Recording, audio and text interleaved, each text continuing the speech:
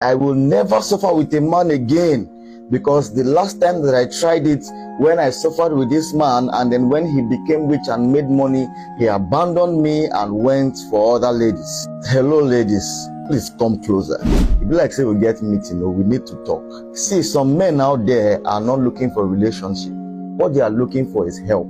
I am telling you, most of the men, especially the ones that you meet on social media, they are not looking for love, but unfortunately they are very sweet at talking, and then they make many women to be swept away.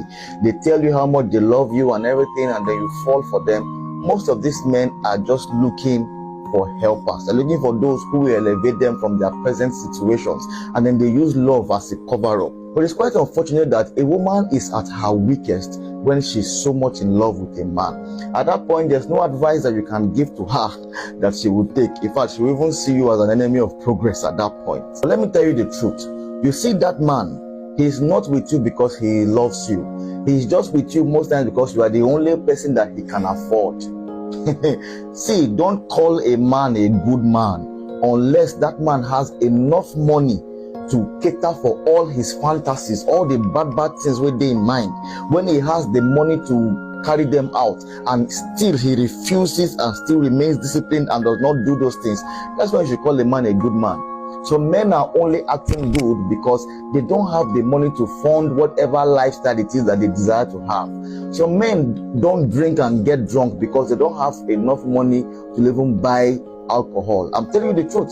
So when you should call a man a good man is when that man finally has been blessed and has at least some money to do some of the things that are in his mind to do, and yet remains steadfast, and yet remains good, and yet remains with the woman that he was with even when he was suffering. That's when that man is a good man. And I just want to give you some indications how you can know a man who, when he gets rich, will leave you and go for another person. The first thing is, what does this man do whenever he has little money?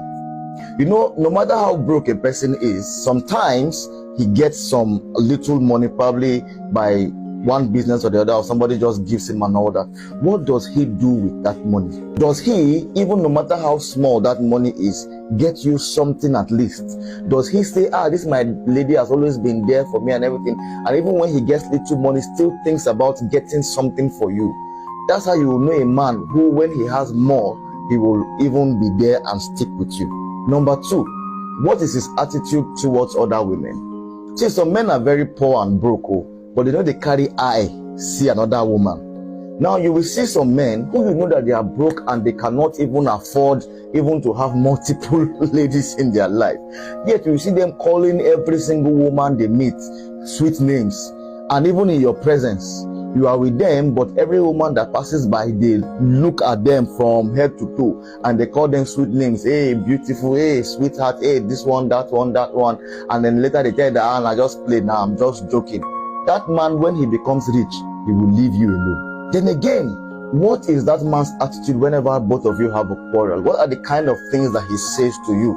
You know, most times you know people's true identity. Number one, when they are angry, and sometimes even when they joke. Some people say what is really in their mind through anger or through jokes.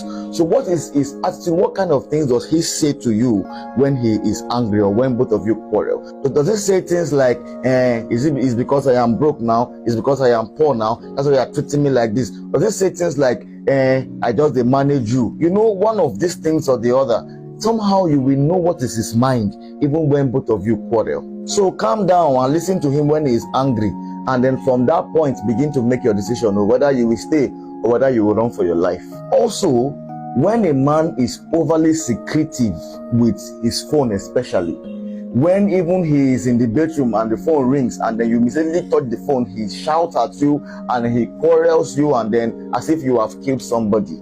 That man is somebody to fear. If that man gets money, in fact, he don't get money yet, he's already keeping secrets from you. When he has money, that man will do and undo. Another thing to consider is, does that man ever take your advice, or does he ever consider your opinion as being important? If he's trying to do something, does he ever ask for your opinion, or does he ever asks you, what do you think about this or the other, or every single time he discards your opinion and he doesn't even want you to say anything about whatever he does, that man does not consider it to be important to his life and to his growth. So that man, whenever that man is settled, he will go for another woman because he does not consider whatever you say important at all. So you are not even important to his life in the first place.